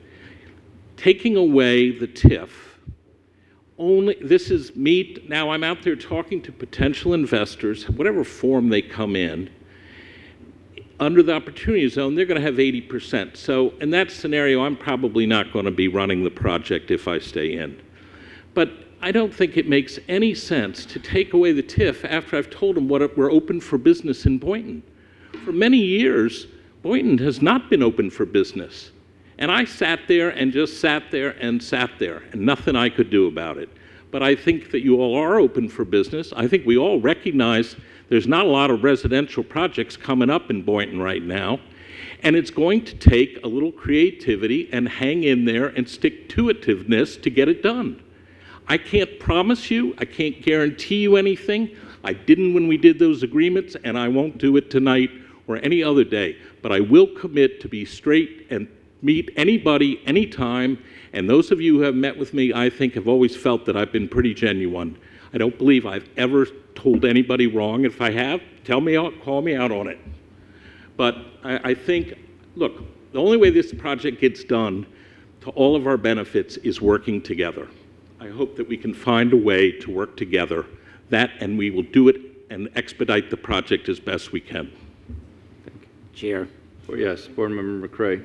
Mr. Kamler, Yes, don't sir. leave, since you done said your spiel, I'm gonna say mine. Okay, here we go. Since I'm almost as old as you are, probably older, I was in Boynton when it was a bank building. I was here when they tore it down. And I watched it being, a thriving business to, what it is now. And I'm glad to see that you're back here, saying that you're going to continue to invest in Boynton. I am a long time resident of this city. I've been here like for 65 years, and I'm going to be the first one to tell you, sir, as far as we've already came on this property, please don't walk away at this point. I'm in favor of you. I believe in what you're doing. Bank of America walked away from this project. I know. They walked away after they had given their word to be part of the redevelopment, and they went down the street to a different project. I was sitting up here. Yes, Board Member Pensurga, then the Vice Chair. I think Board Member McCray just succinctly said exactly how I was feeling, and that is that we don't like where we are today. We don't like that this hasn't already been built, but we are where we are. And the reality is, do we make it harder now to save the situation, or do we make it easier? I do not want to pull this under the rug when you already have some potential investors that we've been waiting for so long to finally see. So for that reason, I want to give you that fighting chance, and you're almost there, and I hope it goes through. So I will look forward to your progress report, 6 months we said, and I am in favor of this one-year extension for that reason. Thank you. Keep going. Vice Chair. Yeah, and I wanted to make clear, because I have had, conversations with you about this project in the city, and nothing I'm putting forward in any way is meant to doubt that you have spent a decade and change trying to get this done, and it's just variables have made that so it hasn't worked out. So I want to make clear that that's not what this is about for me. That's not the impetus. It's just that, whether it's government or any job, that deliverables put people's feet to the fire, and I'm not doubting that you're intent on selling this property and moving it forward, but that this puts extra impetus to try to strike a deal with a potential buyer. So that's where I'm coming from, knowing full well that whatever happens, they're going to come back in here and likely ask for changes, which will add time to the clock. So anything I'm putting forward is not meant to besmirch you or your intent or what you put into the project. It's just that I think that at some point, some city commission, some iteration of it up here, has to put a clock on it, because these are earmarked funds that could be going to other projects, but they're earmarked right now for yours. And if it's going to happen, I have no problem moving forward with it. That's why I'm not asking to change any of the terms. The financial terms. It's just that's why I opened all this with the question. If by asking for the 12-month extension, the expectation is in 12 months that there will be a new owner, or the hope is there will be a new owner of the property. There may be, there may not be. The reason there will be a new owner is if the buyer comes in and takes advantage of the opportunity zone. We went out and we had this meeting today where we talked earlier to the CRA and pointed out, and I think there was 1,300 different people who got the Mike, was it 1,300 people who got the email? Yes, 1,300 packages that we provided out to the marketplace, to every fund we could find, every large developer. I mean, we've been advertising and pushing this, and this is, in my opinion, of course, just my opinion, but I think it's a great site. And so it ought to be attracting. But what the problem is if you're going to build a new building, and you want to build it in Delray, or you want to build it in West Palm Beach, or you want to build it in Boynton Beach, it costs the same amount of money. But the rents in Boynton Beach are not anywhere near the other ones. Now, before 505th was completed, that was the target that people were looking at. Your lenders, your institutions were coming in and saying, well, 505th is pro forma at, I want to say 2. I don't remember the number. It's been several years. 505th is an attractive project. It seems to be doing well, but their rents have gone down since their C of O, not up, because they had some internal problems. That has a ripple effect on the whole marketplace. That is the only institutional investment in downtown Boynton Beach that other projects of this size can look to as a comparable. So when they're now at $1.85 and you have Del Rey at $2.75 or whatever it is, and someone made a comment that Del Rey is only 3 or 4 stories, which even means their construction costs are cheaper. So, I mean, it's a challenge. I believe Boynton will get there.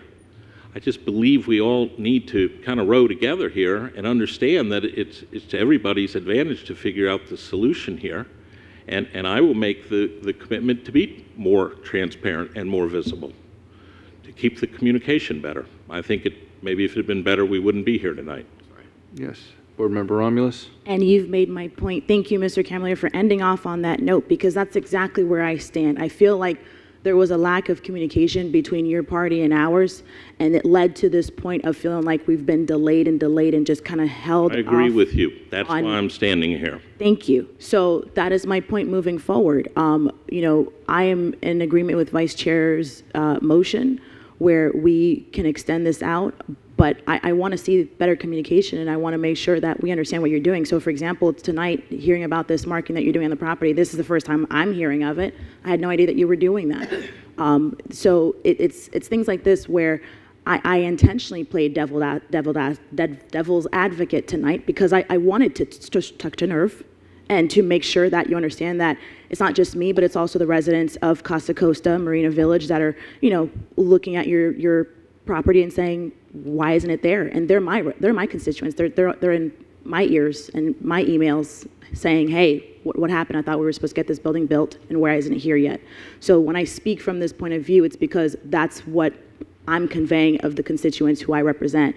So, you know, I need you to understand that, and I'm glad I've made that point, and I'm asking you to also please continue to be transparent and communicate with us so that we can help make this rowing action happen better. Thank you. Thank you. All right. We haven't made the vote yet, so we got Board Member Pinsurga. When you say you want to be more transparent and be better at communicating, could we make that more concrete? Are you willing, for example, to meet periodically on a constant, regular basis with our staff? Keep them updated as you progress. As I said before, any of you have my phone number, so if you had questions, feel free to call. And anyone who doesn't have my number, I'm happy to give it to you. Okay. All right. Is there any further comments from the board? Is there any comments from the audience? Seeing none. All those in favor state so by saying aye. Aye. Aye. All those opposed? Motion passes unanimously. Congratulations. And just Welcome. before we all break up, just to put it clearly on the record and to make you all aware, these were amendments to the tax increment revenue finance agreement. The purchase and development agreement and all deadlines will remain the same. Could the board also provide a motion to allow the chair to sign once the amendment is approved by legal and legal counsel for the developer, rather than bring it back again at the next meeting? Second. Thank you. All right. All those in favor state so by saying aye. Aye. All those opposed? Hearing none, motion passes unanimously. Moving on to new business. Consideration of terms of the CRA's Homebuyer Assistance Program between Ian Tosi Rigby and the CRA. Yes, board. You were being visited this evening by Ian and Tosi Rigby, who are first-time home buyers owning the property, newly constructed property at 717 Northeast 6th Street, and they are a recipient of the CRA's Homebuyer Assistance Program. Back in 2008, they received $50,000 down payment assistance for the purchase of this property and home, newly constructed. They have been in the home for 11 years, and they are desiring to relocate regardless of the circumstances, although that they are family related. So under the existing agreement that they signed and acknowledged that they have, they are required upon the sale of the property during the first 6 years through 20 years of ownership, the borrower shall pay 50% of the equity in the property to the lender, which is us. And during years 21 to 30, the borrower would pay 15% of the equity to the lender upon the sale. And in the event that the grantee sells the property to a non-income qualified buyer, who the Rigby's were, all of our home buyer applicants were income eligible and certified as low to moderate income households. If they sell to a household that is not income qualified, they would be responsible to pay you a sum of the grant plus 4% interest from the date of the agreement. The Rigby's have been happy living there. They've been good neighbors to the community as far as ownership is concerned. And they accept the term of repayment in full, which would be the $50,000 back to the CRA upon a sale of the property, and are requesting that the CRA board waive the condition that would provide 50% of their equity share upon the sale of the house back to the CRA, as well as the 4% interest charge on the amount of the grant. So that is there. I know that the Rigby's are here. Do you have any questions? No, I'm in favor of waiving the equity because they're paying back the loan, which is kind of the soft second that it was intended to be. In addition, after reading their letter, I understand their need to move quickly, and so, as they stated in there, it is their desire to sell to a qualified buyer. However, I don't want to hold them up multiple months in order for them not to. And so that's kind of where I'm okay with waiving the 4% because of the situation that happened to them, what happened to everybody in the Bahamas. It's something that we have the ability to make people's life easier, and I think we should go ahead and do that. Very good. Yes, Board Member McCray. Thank you. What is that building right there? That thing looked like a brick, a piece of brick. Look at that. What is that? That's the church. Sarah Sims Park, I believe, is to the north. Okay, that's... It's the road that runs behind the church. That's Bowie's church, Reverend Bowie's church. Yes, sir. Okay, I'm trying to picture where this house is. That's what's getting me because I'm sitting up here. Bless you. Okay. I'm also in favor as well. I'm just saying, because it's not a hardship. It's really something that they have to do. And I hate to see them leave out of the best district in the city of Boynton, which is District 2, but they have to go. They have to go. All right. So can I get you to do a motion? So move. Second. All right. And Tara, that was as for waiving the 50% equity and 4%, but we would like them to try for the qualified buyer. Yes. All right. All those in favor state so by saying aye.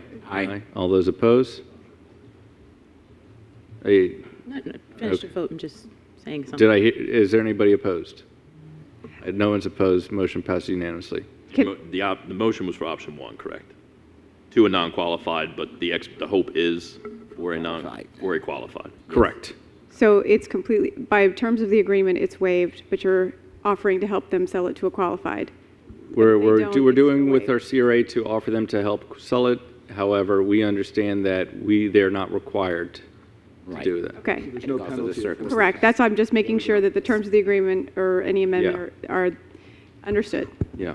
And I wish you a good 2020 and good luck. You're welcome. Mayor, Yes. I raised my hand. I just was thinking out loud, but it was in the middle of your vote, so I apologize for that. I just wanted to bring the point home.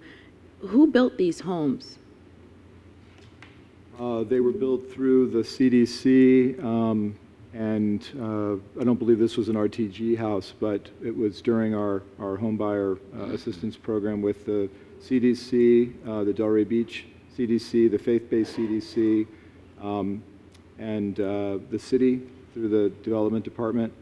We offered the down payment assistance, and anybody that could provide the house at a certain price and had an income eligible buyer that was qualified would get the assistance. Those were also done in the preserve. If you remember, we did the townhouses there, and then we did scattered site assistance. This is like an infill, and we did a little bit different, but the Ocean Breeze West was somewhat similar, but we put the money in the site instead of the individual closings. Okay.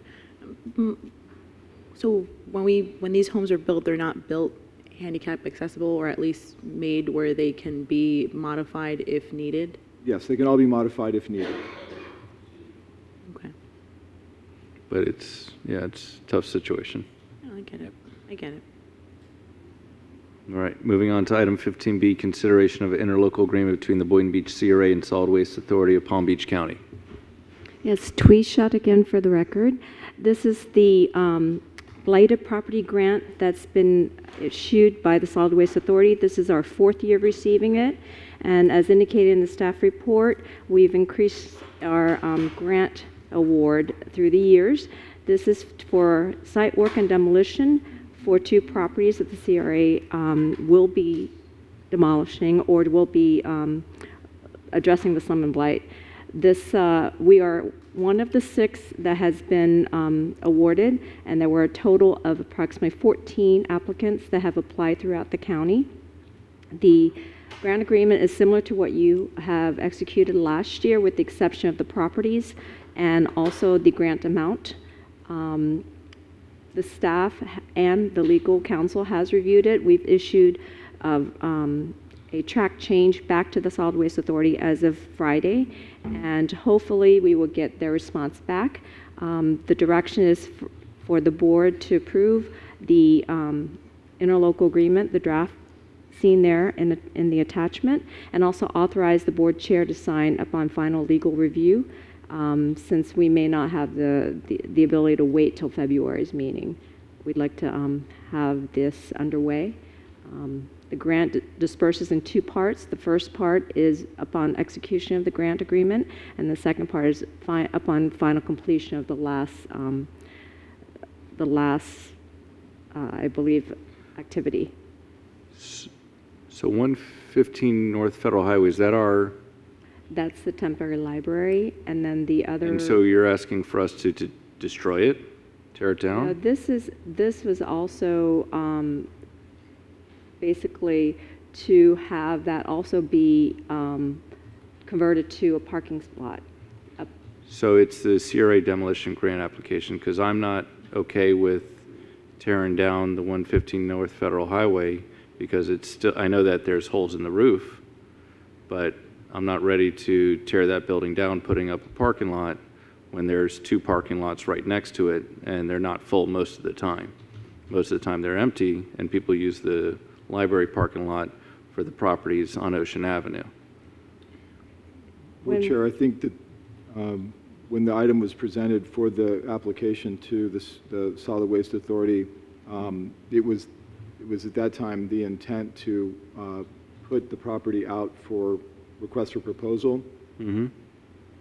This is an incentive to the developer for the agency using grant funds to pay for the demolition of this building that they would have to pay for.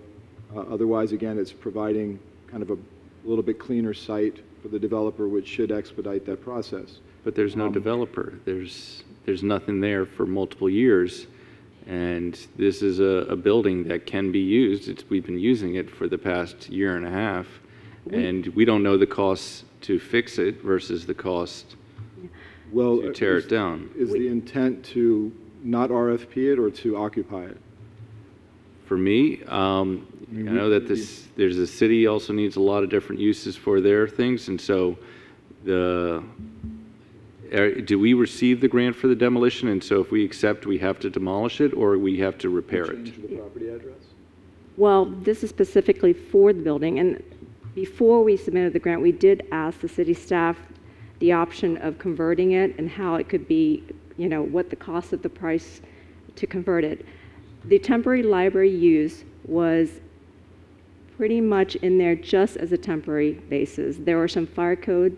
There's also some accessibility requirements that would be cost prohibitive to convert for retail use or any other use. I also understand that there's also some crime issues that have occurred before the temporary library was done. There were some report from the police and also some other data that was given to us. Also, from what I understand, there are certain containers out there that the city has been using. So it's not just the library is not being used within that structure alone. There's ancillary structures that needed to be added to it to have the library continue there. So once a library does vacate the property into the new town square, there's going to be additional insurance and other safety measures that we need to do to that building before we can convert it or even to have a new use in there. But this is the aspect of it is that it is still a usable building right now, and to tear down a usable building doesn't make much sense to me, especially when you've just told me there are costs associated with it, but you haven't told me those costs. So are we talking $1 million, $500,000? I know this isn't a historical structure, but this structure does have value, and there are different uses that we can have for this, where one of the things that we've learned in the city meetings is that we need entrepreneurial space. And I went to the city hall's, incubator space or innovation space. It is not that big. This is very big. And this aspect of it being on Federal Highway, has a lot of storefront. It's right next to a couple bus stops, restaurants. This is something where we don't have enough office space that could be turned into co-working space. And that's my question is the, what is it, $84,500 that we're getting only for demolition? Yes. Yes, it's only for demolition. And it's sad that we're giving away free money, but it's not something that I want to do right now because you haven't told us any cost for saving it. And it's like, do we tear it down for $80,000 when we could have saved it for $100,000? Because there's value to having a building versus a parking lot, where there is value to a parking lot, but it's next to two other parking lots. I wouldn't consider the demolition on staff's part as a demolition to create a parking lot. The project and the property was purchased for future redevelopment, not to keep it as a antiquated building or turn it into maker space or co-work space. The intent of the acquisition at the time, it may have changed for the board since then, but was to purchase a key piece of property in the downtown that was not at its highest and best use. It's at the highest allowed height and highest density across the street from whether or not a rail comes or not, but it potentially is across the street from an Ocean One project and the Villages project sandwiched in between with frontage on Boynton Beach Boulevard and Federal Highway.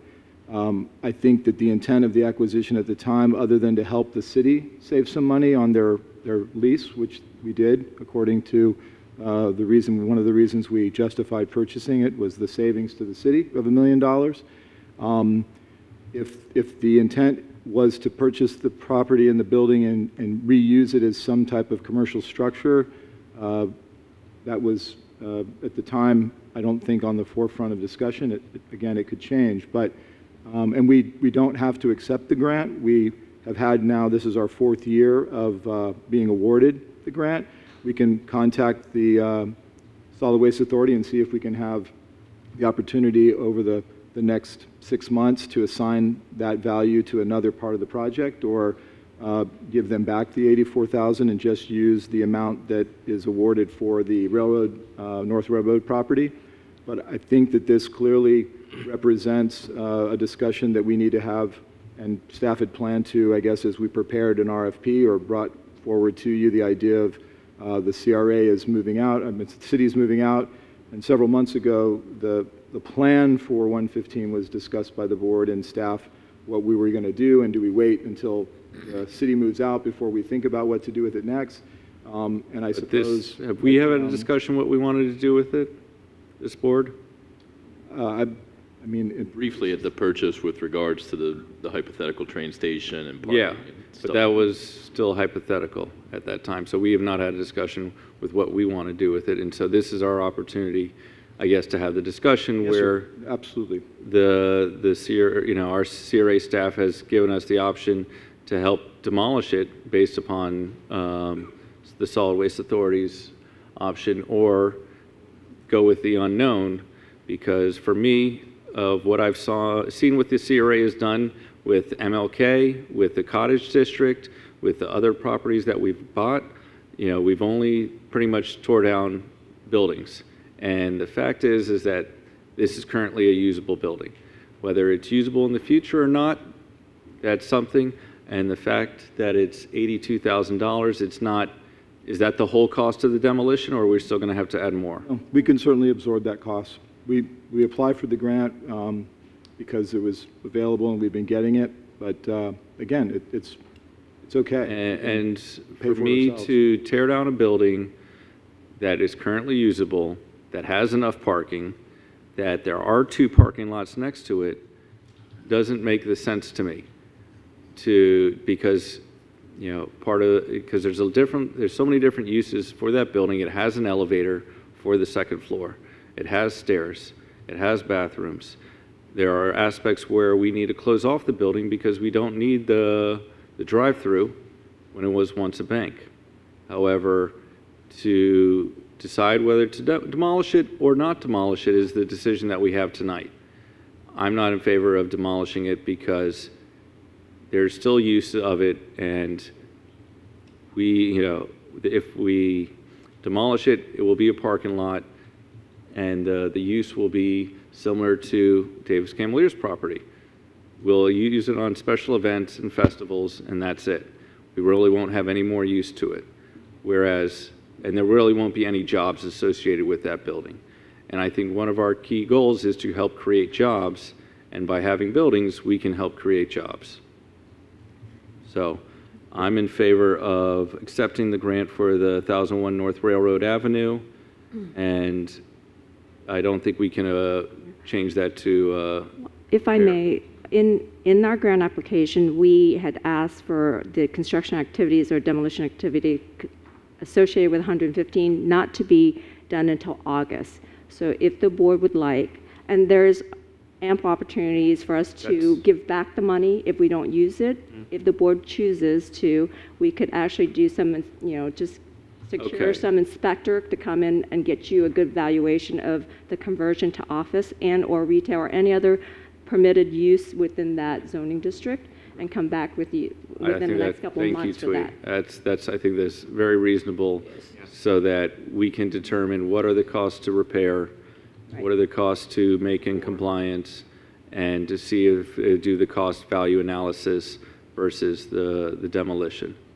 And so I'll vote to accept it with the condition that we will have the ability to vote on the final demolition in June or July meeting. Yes, Vice Chair.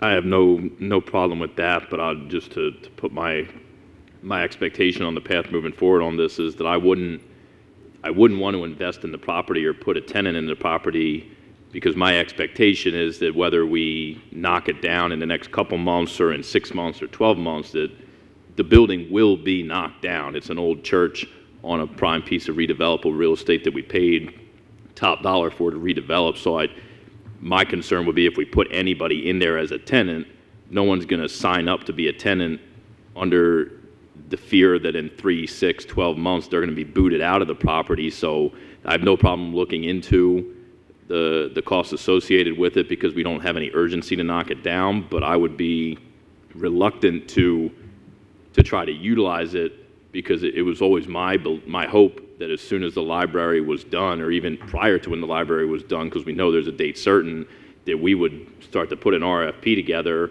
and by happenstance of the agenda, we have the only other property owner of the parcel we don't own, so there's no doubt some work to be done there that we might be able to partner up. I don't know what Mr. Camelier's plans are for the Boardwalk ice cream property, but I would imagine we would be certainly interested in working with you to either acquire it or do something to complete that parcel so that everybody can see the full effect of that assembly of properties. So I have no problem looking into the cost, but my personal belief is that it's going to have to be torn down. I want to move forward on a project for the compiled properties, so I'm not necessarily going to be supportive of putting a tenant in there, because we might have to literally boot them out within 6 to 12 months. Chair. Yes. For the record, it's not an old church. The church moved in after the bank was there. It's an old bank church. Well, however you want to call it. They bank it on heaven. Okay, go ahead. The building is not really that old. So may I have a motion to approve? And just to clarify, with the authority of the chair to sign after final legal approval of any changes back from SWA. So move. Second. All those in favor state so by saying aye. Aye. All those opposed? Motion passes unanimously. And so we'll put that for, I guess, the March or April meeting to get all the different costs associated with repairing the damages. And so I guess, could we get an inspection report on that building? We could do all that stuff, and then we could have your approval on whether we will use that money for that or return the money. So we have a whole year to either use the money and implement the demolition or return it. Okay. Okay, so committing to an ILA doesn't require you to demolish it. There's certain sections in the ILA that should we not complete those activities, we would pay a certain portion back. So we're not, we're not going to be bound by that. The county's been very good with us. All right. Thank you. Moving on to consideration of the purchase and sale agreement with the City of Boynton Beach for the parking lot located at Northeast 4th Street. Motion to approve. Second. Any discussion? Seeing none, all those in favor state so by saying aye. Aye. All those opposed? Motion passes unanimously. Consideration discussion of future property acquisition strategy, 623 North Railroad Avenue.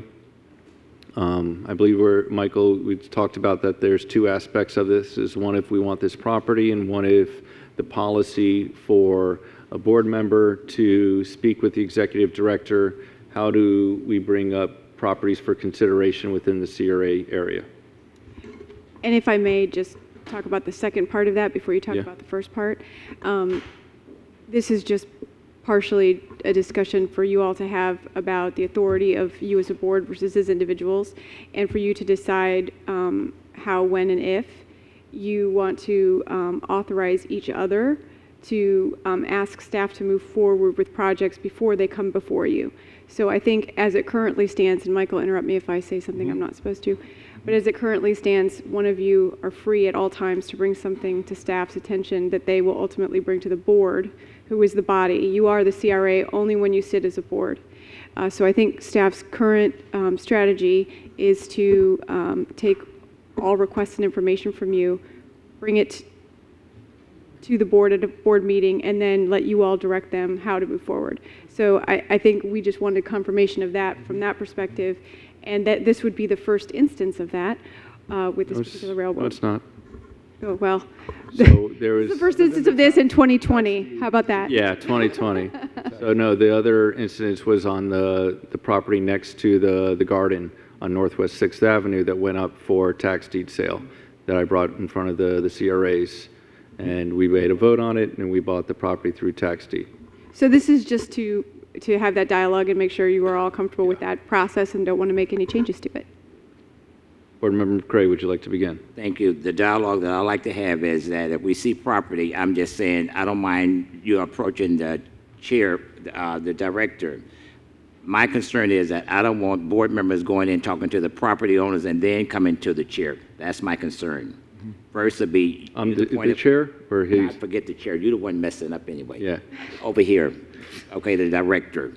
Talk to the director. You know, whoever's going to. Don't go and talk to the owner of the property. Well, that's like you out there, you know, trying to get property. But if you see something, just bring it to Michael, okay, and then let him bring it to the board. And then after that, then let him be the one that be the contact person to go and speak to that person that owned the property, not a board member themselves. That's my concern. We're not supposed to do it. All right, thank you for that. So this example, I was driving by, I saw the flyer, I picked up the flyer, I brought it to our executive director, Michael Simon, along with another properties information of properties for sale, and Michael said the other property I mentioned really didn't have value, really wasn't worth to bringing up to the CRA, and I agreed with him. And so, but this property, he will explain now.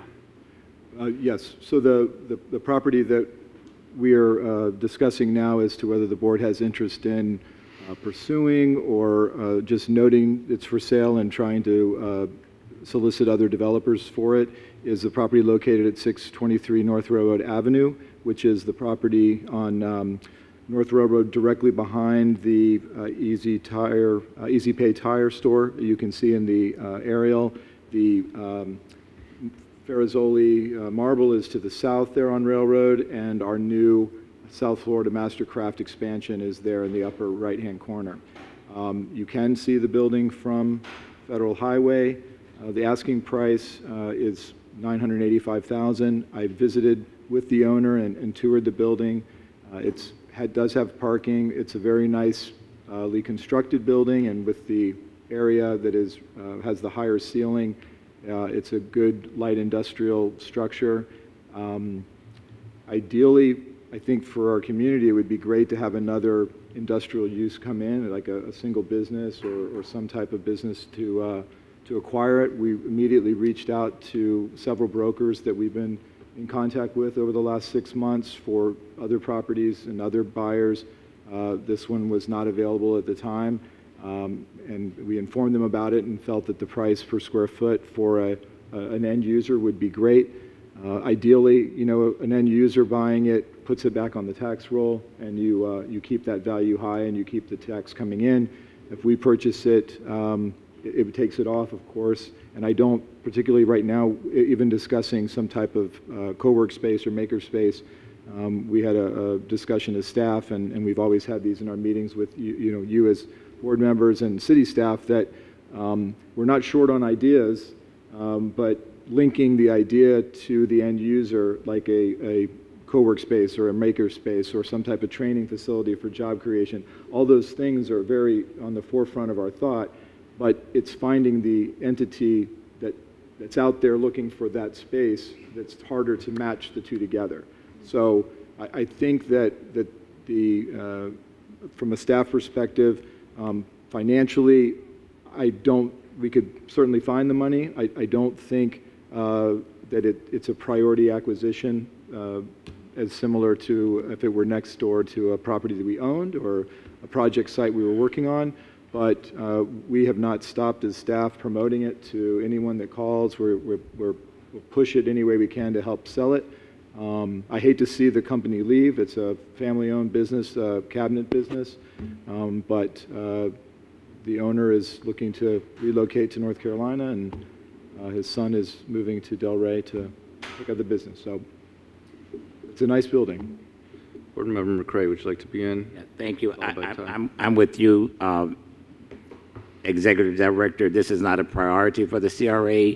We got too many things that we're already trying to do. We need to complete a lot of things that we already have on our plate than running out buying property. This is not the realistic activity of a CRA is going out just acquiring property and then trying to put somebody in that we're not a real estate agent. Ours is to make sure that we get rid of slum and blight. That is not slum and blight right there. That looks real nice sitting up there. Let somebody else see if they want to buy it and go in and see what they could do with it. I'm not in favor of it. We've sent the information to the Economic Development Director at the city as well, and when they meet with people that are looking for a light industrial space, we've made them aware of it, so hopefully they can also promote it. Thank you. Board Member Pensurga. If staff could just elaborate on the surrounding area, could you describe, does this location have any strategic value? Strategic value. What's around it? I mean, what's around it are warehouse light industrial use, car storage and towing, granite and fabrication of granite store or companies. There's a pool auto repair. There's a pool supply where Pew Pools is. These are active businesses. Yes. Active businesses, So yes, sir. there's no indication of slum or blight. No. No, I mean, obviously, there are things we'd like to see improved on individual owners' sites to make them, I think, more attractive to the residential neighborhood on the other side, but there are not a lot of vacancies and dilapidated buildings. The uses are kind of messy, but that's what light industrial use is. Same with the west side of where the arts district is. It's a similar environment there. But again, if you're a business or manufacturing or another cabinet maker or some type of other custom fabrication, it's a fabulous location. I wish they were staying, to be honest with you, but. Vice Chair? Two questions. One, what's the appraised value? And then, do we not know? Well, one of the reasons for bringing it this evening would be if it's interest. Yeah, so I think that the process when it's an outlying or a found property by either staff or the board would be to bring that property to the board. If it is of enough interest that you would like to pursue it, then we would do an appraisal. We would, reach out to negotiate further, like when we bring a contract to you or the position of the owner, and give you all of that data. If it's not something that the board as a whole feels is important, I don't want to subject the individual board owner, board member to feeling as if there was a need, whether it's this property or another, that it's something that we really want to get, and there's some kind of disappointment on their part. They're really just kind of, you all are out in the public, you're out in the district. If you see things that we may have looked over or that newly came on the market that we didn't see, this would be a way to bring that forward. And if it had interest, I would immediately take the consensus or the motion to do an appraisal. We would talk to the owner and try to negotiate some type of a price. I don't believe that it's probably worth the $985. I think if you were going to buy it, you'd want to be under that. But there's some place in between, I'm sure. Do we know how long it's been on the market? The owner is selling it himself, I would say, probably for the last maybe 90 days, 60 to 90 days. So 90 days. So I guess I'll probably kind of be in agreement here with Board Member McCray that it looks like a functioning, usable building. It just maybe hasn't sold yet. If we were to acquire it without any plans to do any redevelopment, which doesn't seem necessary, the intent, I guess, would be to purchase it and then discount the sale price to someone to incentivize them moving in. But I'll kind of go back to similar statements I made regarding MLK. If we're going to toss a pile of money at some properties right now in the area, I wouldn't want to buy a functioning building. I'd want to buy some buildings that we want to redevelop or incorporate in a project. So I guess that I wouldn't be in favor of this at this time, only because it does look like a turnkey building for the usage that might go in there. And I don't know what we would necessarily do with it other than, I mean, if someone buys that building and comes to us and says that they need $200,000 worth of incentives to renovate it for a business, at that point we could talk about helping them out. But I wouldn't want to saddle us with the property and then have no use for it and then end up having to really take a bath on it and give it away. So I wouldn't be in favor at this time, just because it looks like a functioning, nice property. We have made the owner aware, or I did, that we have the grants, the interior build out and the facade grants, the rent subsidy grants, so that he can mention that to any broker that might call, because he's selling it himself, so it's on LoopNet. They're not going to call a broker, they'll call him directly. I think he was very appreciative of us reaching out to him and informing him of that. And I agree with you, Vice Chair, if we found a developer or some type of end user that wanted to go in and they needed a little more than our grants might provide, then you would have an opportunity then to assist the property acquisition, but it would still end up in the hands of that end user and not us. So I think there's still a way to assist in a sale without having to buy it and lower the price. That makes sense. And so, Board Member McCray. Thank you. When Quantum Park came online for this city, we got beat up because they said that we was getting rid of industrial property that we supposed to be putting out in Quantum, which we did not do, which we put high rise and all that stuff. That's not the point. The point is that this is an industrial place that we have here, and if we start doing things with our little industrial area that we have now, buying this and doing the wrong thing with it, Boynton is going to lose the industrial activity which we have here in this city. I don't want us to start buying things like this. Let somebody see if they want to come in and help continue to be an industry here in this city. I'm just saying we got this place, and we also have the one right across I-95, the little industrial place. So that's the two that we got kind of thriving right now. And I don't want to start chopping this up and making things where people are saying y'all don't have no industrial activity here in Boynton. So we got to be cognizant. And that's why I'm not in favor of it. And, my whole goal is just, I remember that the conversation regarding the Family Dollar purchase, that we're trying to do investments for economic activity in the heart of Boynton Beach. And so I agree with you. This is something that I saw that I'd like to have a discussion about. I appreciate the discussion and your input. And I don't think we're going to get a motion, so if there's no further discussion, I'll move on to the next item. Okay.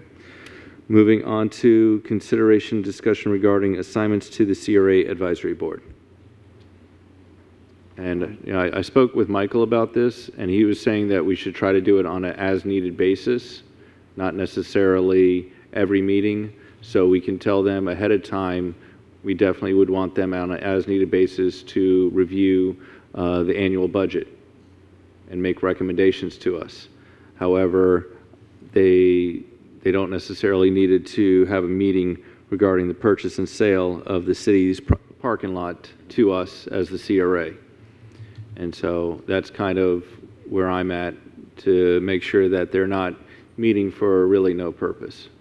Yes, Vice Chair.